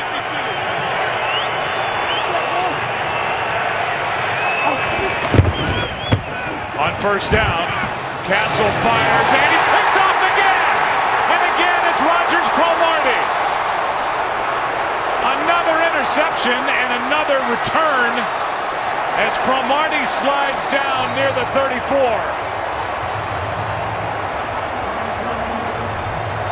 And it has not gotten any better for the Cowboys with Castle after the switch from Brandon Weeden. 3 straight drives with 3 straight picks. Rogers Cromartie is going to get help. There's a square in here, but Cromartie knows that he's got help over the top with a safety, so he's able to undercut that throw. He's not as deep as the receiver as you see. Butler gets past him. He knows he's got help, doesn't have to play the receiver, can look for anything in his area, ball in flight. He goes and gets it, and as I said, he's got amazing makeup speed to drive on those kinds of throws. 4th career multi-interception game for Rogers Cromartie. Here's Beckham, his first target of this second half. And Rogers Cromartie, who was a Pro Bowler in 2009, is playing all-world here in this second half. A big reason why the Giants lead by 7 and have the ball again. Well, they're going to say to Matt Castle that 10 points have come off of Cowboys turnovers, which is true, but the Giants had to go from the 1-yard line on their last possession to come away with a field goal. Cowboys need to make a stop. Here's Darkwa. First guy there was Hardy. McClain was in to clean up, and a loss of 1 to bring up third down. A big momentum shift when you get a takeaway like that, and right now as we take another look, and Castle thought that he had just a clean shot to Butler on the square end, but he just didn't account for the underneath coverage with the safety over the top look. And Rogers Cromartie makes him pay. Third down and 5. Manning rolls right, throws, pass, caught. Beckham, first down.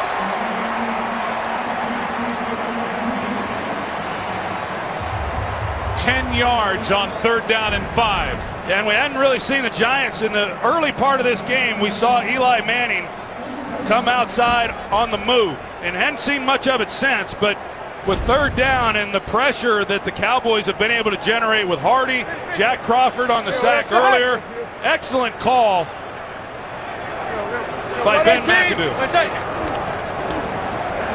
Now first down. This one is caught by Randall and now dropped. Had it for a moment and he lost it, either knocked out or just dropped it as Eli Manning put it in there perfectly. Yeah, I think Eli Manning's trying to figure out what exactly happened, because Ruben Randall, this ball is right on the money. And he's got it, and I don't know if the footsteps that were coming in on him made a difference or not. Byron Jones was coming in at the end of that play, but one that Ruben Randall should have caught. So now 2nd and 10.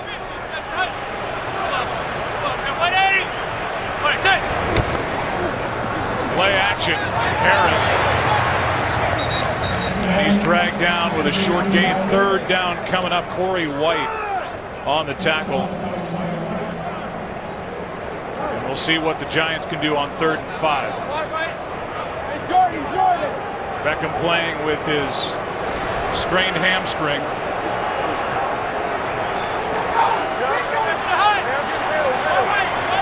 Four catches in this game.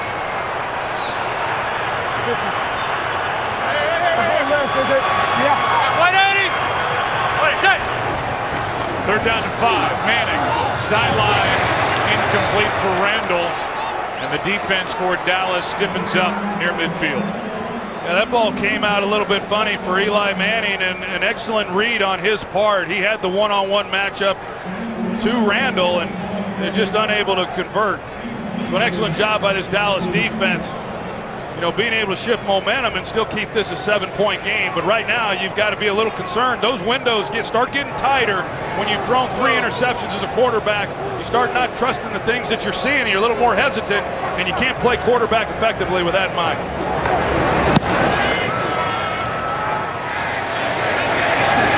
This one is into the end zone. We've seen Jason Garrett have to play psychiatrist, psychologist on the sideline to try to keep the confidence up for Castle, who has it down 7. It's located on the 100 concourse level of MetLife Stadium, the Legacy Club for the New York Giants. J.T. Thomas walking off. Starting from the 20, it's McFadden for the Cowboys, down by 7. And after a 3-interception second half, where's the confidence level for Matt Castle? He's going to have to put it up in the air. Yeah, I mean, he's a veteran guy, of course. I'll tell you right now, though, Jason Garrett, when that defense was coming off the field, he was congratulating each and every one of them, and he was smiling while he was doing it. And you look at this game, they are a +3, the Giants are, and yet it's a 1-possession game, just up 7. And Jason Garrett knows, as bad as this offense is played in the second half, they're right in the middle of this game.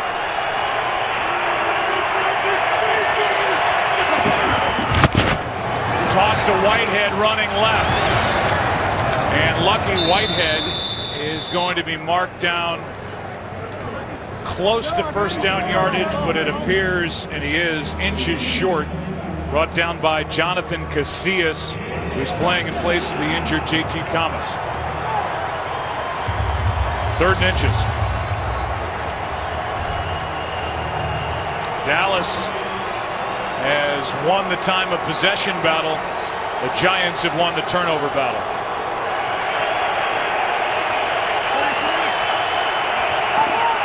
Extra lineman in there, Charles Brown for the Cowboys. First down, McFadden.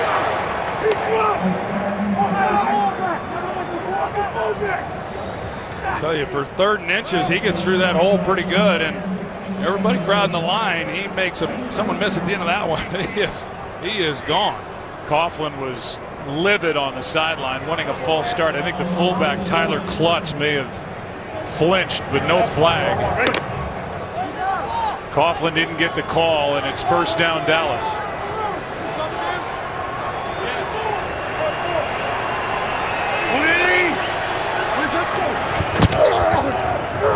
Here's McFadden.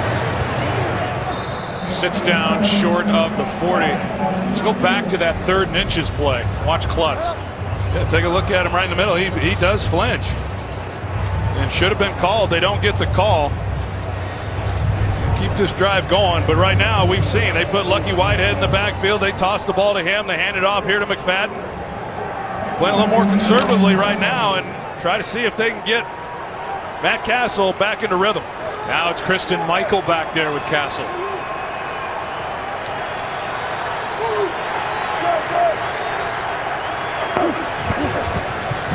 He gets it running left. Breaks out. And a nice carry on 2nd down as he picks up 13. Nice run right off the left side. Travis Frederick, the center, he pulls. Creates a nice lane. So this is a nice drive right now. As Jason Witten, he does his part as well. But a nice drive with, essentially letting the air out of the ball and keeping it on the ground. That's 5 straight runs on this drive. So maybe they don't have to throw it. Here's Michael, right side. 29 years ago today, Game 6 of the World Series.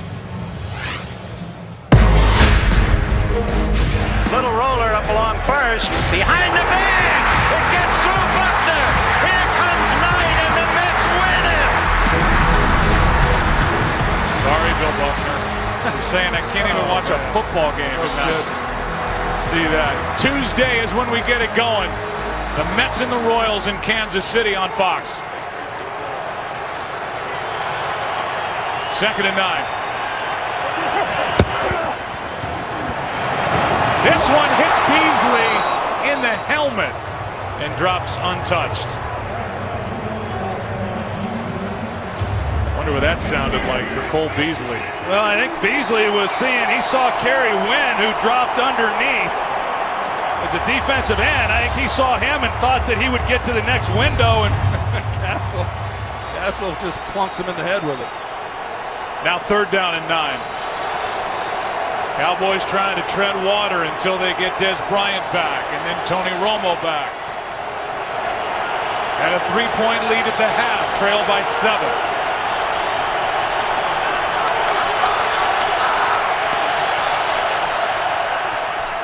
Castle steps through trouble, finds his man for the first down.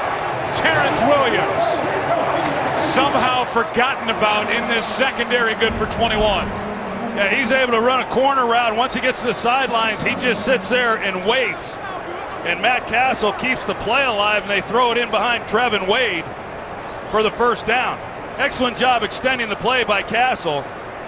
And Terrence Williams, knowing where he was on the field, once he gets out of this corner route, just settling down and waiting and giving his quarterback a target. Matt Castle, whose dad is from West Texas, Lubbock. Grew up a Cowboy fan, once dressed as Troy Aikman for Halloween. Out to his right on first down. End zone and straight. Did he catch it? Touchdown!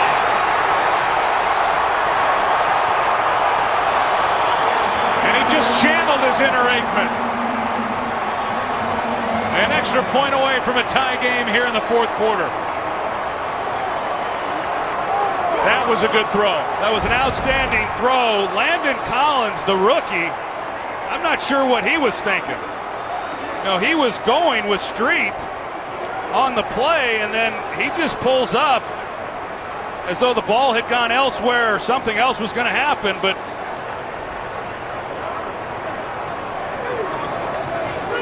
see, Landon Collins, he just is unable to stay with Street and try to make a play. But Matt Castle takes a hit at the end of this play. He's okay with that, but delivers a perfect strike to Devin Street under pressure. 25 yards. Devin's first catch of the game, 3rd of the year, and it's 2020. And so credit Matt Castle, not only surviving the big hit, making this throw, putting the 3 interceptions behind him here in the second half. Jason Garrett celebrating a tie game on America's Game of the Week. That shot of the moon here from the Meadowlands. The weather is just ideal. Nice breeze through the stadium, not cold. They've predicted some rain here today. None of that. And a 20-20 game. Along with our producer Richie Zients, who can't wait for the World Series to start on Tuesday in Kansas City. Lifelong diehard Mets fan. Harris. He'd like to sting his former team. Dwayne Harris, the former Cowboy. No flags. Touchdown. 100 yards.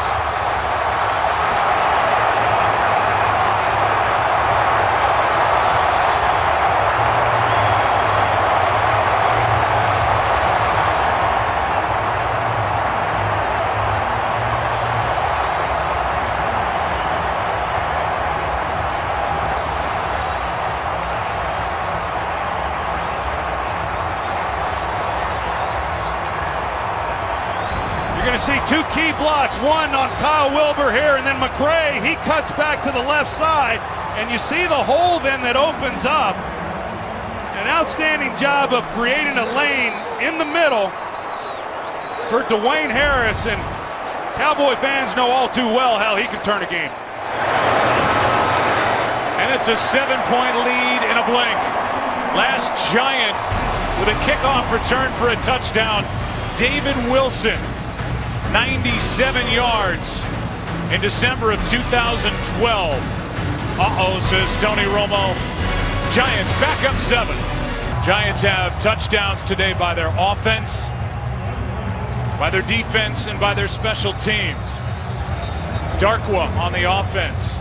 Rogers Cromartie from the defense, and now Dwayne Harris from special teams. And it's a 7-point lead after a 100-yard kickoff return for a touchdown by the former Cowboy. And then after that, and we'll talk about this as we go on, Greg Hardy and Des Bryant got into it on the sideline. We've seen Des Bryant get into players' faces week in and week out, good and bad.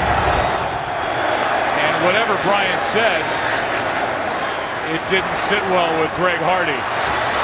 Here's Street, who goes for a ride at the 30. And I can understand it from Hardy's perspective after that. You watch Des Bryant get in there, and then he follows Hardy down the sideline, and Hardy doesn't want to hear it. And those two get chest to chest. Hardy eventually walks away. Well, hey, emotionals run hot. I understand that. I've been in the middle of some of those myself over my career. I'm not real sure why Kaz is even on his feet. I've seen him running around the sidelines, and I'm always encouraging guys, but he's got a broken foot for crying out loud. Here's McFadden. Certainly no time to abandon the run game for the Cowboys. It's worked so well. Here's the return by Dwayne Harris. Well, just an outstanding job by this return team. Like I said, there were two key blocks that helped spring him, and then he was off to the races. And this game has gone about as well as Tom Coughlin could have hoped for, especially here in this second half. He knew that they needed to create some takeaways defensively. They've done that. They've come away with a defensive touchdown. Dominic Rogers Cromartie, and then the special teams had to be a difference maker in this game. The big return by Dwayne Harris. 2nd down and 7 for Dallas.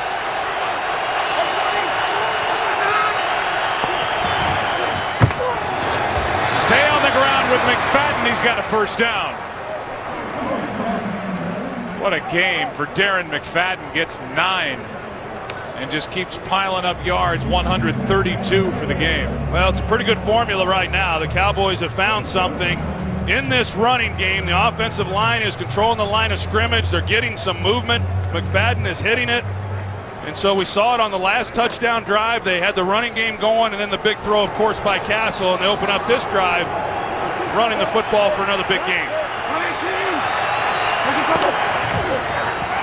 Stay with it left side. McFadden gets to the edge. And a nice carry. We saw Matt Castle pretty good on that last drive. Was just 2 of 3, 46 yards, but the impressive move to his right and the 25-yard touchdown throw to Devin Street. And at some point here, the Cowboys may have to ask Matt Castle to try and do it again. Yeah, they may have to, but looking at it right now, Joe, with over 5 minutes to play, as we see the rushing yards that the Cowboys have had against this defense that's been good against the run, but there's plenty of time for them to stick to the things that they want to do as an offense. Now false start against Dallas. False start, offense, number 77, 5-yard penalty, 2nd down. That's Tyron Smith. That's the 3rd Cowboy false start. Well, you got a different quarterback, and you know, when you see Tyron Smith gets a little bit jumpy, and so you were ahead of the chains there with the 1st down run and 2nd and 4, and now you're looking at 2nd and 9, and you get behind the chains, and that's when things start looking a little bit tougher. And then, as you said, maybe they start having to rely a little bit more on Matt Castle making some plays. Here's a toss, a reverse, Whitehead, blockers in front of him. Lucky Whitehead still on his feet, gets hit from behind, but he's got a 1st down. Matt Castle was out there as a lead blocker on that play after the reverse to Lucky Whitehead. Yeah, a really nice play call by Scott Linehan. They've run this now a few times, the over pursuit, especially on the backside. Landon Collins does an outstanding job of just slowing things down, and Matt Castle, he was out there in front as well. But Landon Collins didn't make the tackle, but he made a big stop in saving a touchdown. Cowboys 218 yards on the ground. Here's more. The Giants cannot stop the run game of the Dallas Cowboys as McFadden gets 9 more, 2nd and 1. Yeah, these are the times when, when you're a big physical offensive line, and, they ran the ball pretty well to start this game, but when you get into these later quarters and later minutes of the game, that's when the physicalness of this offensive line starts to pay huge dividends, and they're wearing this defensive front down right now. Cowboys at 5.8 yards per rush. Here's McFadden, the first down pickup inside the 35. McFadden now with 29 attempts in this game. His career high is 30. And the New York Giants, who had that 10-point late lead, at one point led by 3, avoided the touchdown, kicked the field goal, lost by 1. Then they went home and they lost a double-digit fourth-quarter lead to the Falcons. They lead here by 7. Under 3 to go.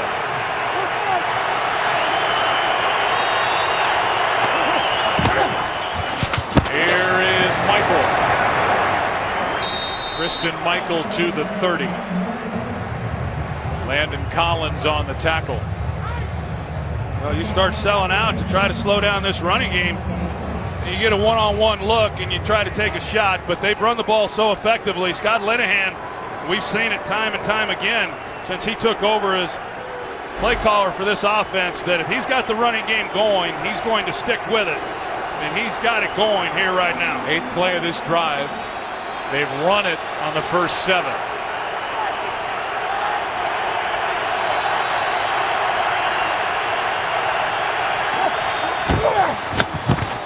Castle to the 30. He's going to lose a yard somewhere in that neighborhood, and we are down to the 2-minute warning. How about this ending? Giants and Cowboys. 3rd down when we come back. The New York Giants trying to even their season series against the Dallas Cowboys at 1-1. They lost in the season opener in Arlington, Texas. They lost against Atlanta, went on a 3-game winning streak. Lost last Monday at Philadelphia. Meanwhile, the Cowboys have lost all 3 games they've played without Tony Romo. Coming off their bye week, they have shredded the Giants on the ground, but now it's 3rd down and 8, and on Matt Castle. No safety in the middle of the field. Right now, the Giants are showing an all-out blitz. They've got inside breaking routes if they want them. Castle, pass is tipped, incomplete. And it was Merriweather who got his hand on the throw. It's 4th down and 8. Well, they bring all out blitz, and Brandon Merriweather, he gets in there and makes a play, and if he doesn't, you see the whole middle of the field, and Terrence Williams, he gets inside of the coverage, and he's open. And when you sell out, you better get home. Otherwise, you leave those guys in a tough position. And obviously, the Cowboys going for it here on 4th down. 4th down and 8. We'll see what Spagnuolo decides to do here. Right now, he's playing coverage.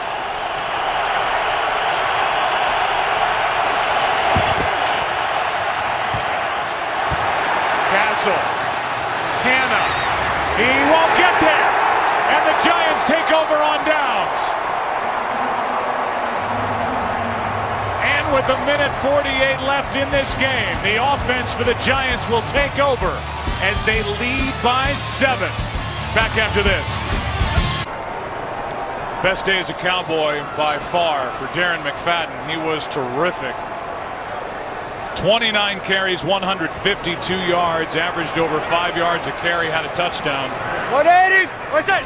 But it's the Giants leading by 7. Handoff is to Andre Williams. And a timeout taken by Dallas. They have 2 left. 1:43 remaining. Giants trying to win their 4th of the year. How about this note? The first time in 64 years the Giants have had a kickoff return for a touchdown and an interception return for a touchdown in a regular season game. 2nd down and 8. Here's Williams, covers up, timeout Dallas. The kick return for the Giants for the touchdown was Buddy Young. The interception return for the touchdown was Tom Landry. Obviously the longtime tremendous head coach for the Dallas Cowboys.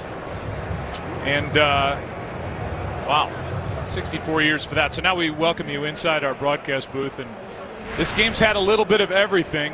The Dallas Cowboys have turned the ball over 3 times, and in the end, you turn the ball over 3 times, you're not going to win. And while they survived to week 1, doesn't look like they're going to survive it here in week 7. No, I mean, they moved the ball obviously very well. It was the turnovers and then, of course, the special teams return touchdown there by Dwayne Harris. I want to point out the job that Steve Spagnuolo did, the defensive coordinator. 3rd down, all-out blitz. Brandon Merriweather able to make a play. 4th down, he changes it up, plays coverage, and they're able to make a key stop. Steve Spagnuolo, an outstanding defensive coordinator, was with this team in 07 when they made that Super Bowl run, and I know Tom Coughlin, glad to have him back again. Here's Darkwa, who has his 2nd career touchdown in this game. It's the only offensive touchdown for the Giants. Timeout taken by Dallas. And it'll be 4th down. So the Cowboys will get it back, but they're going to need to score a touchdown. Let's go back to that 4th down play. Yeah, here's 4th down. Matt Castle, he's working to the right side. The only real opportunity he had, because the Giants went out and played coverage, they drop underneath everything, force him to throw it underneath here to James Hanna. His only opportunity was, had he have come out the other side and caught Darren McFadden out of the backfield, they pretty much turned him loose. That's easy to say when you go back and you take a look at something. As a quarterback, a lot of times, especially under duress, you don't have time to survey the entire field. Not putting that on Matt Castle, but just an excellent job on the defensive part of the New York Giants. 4th down. The punt by Wing is end over end. Beasley waiting for it. Good punt. He muffs it. Giants have it. They're going to win.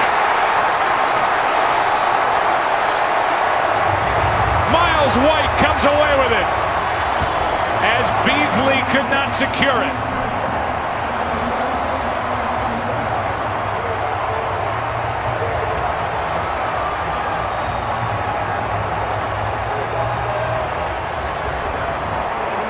And while the special team stars for Tom Coughlin, a special teams mistake for the Dallas Cowboys as Beasley can't make the catch.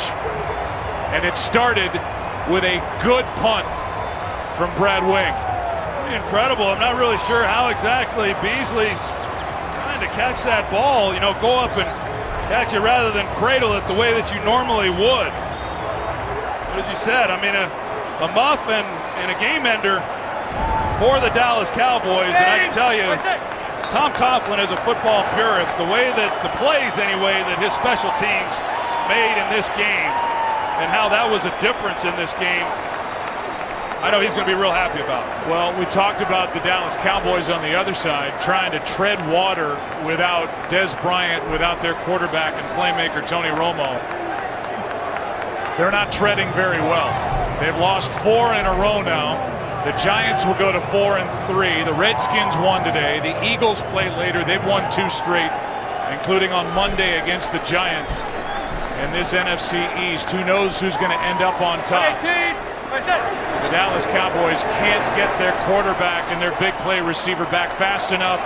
And the Giants now, after that 3-game win streak was snapped on Monday night in Philadelphia, will win a big one here at home over the Dallas Cowboys. Well, it was a big win, of course, for the Giants for all the reasons that you just pointed out within this division, having lost in week 1, tiebreakers and how those come into play at the end of the season. Regardless of what happens while Tony Romo is out, I don't see any scenario where the Cowboys are not still alive in that division. As bad as it's been, 4 in a row, they're still right in the middle of this division. So a big win for the Giants with all that was at stake for tie-breaking purposes at the end of the year. And it's 4 second-half giveaways by the Cowboys, who led 13-10 at the half. The Giants took advantage of them. They win it 27-20. Back to wrap it up after this.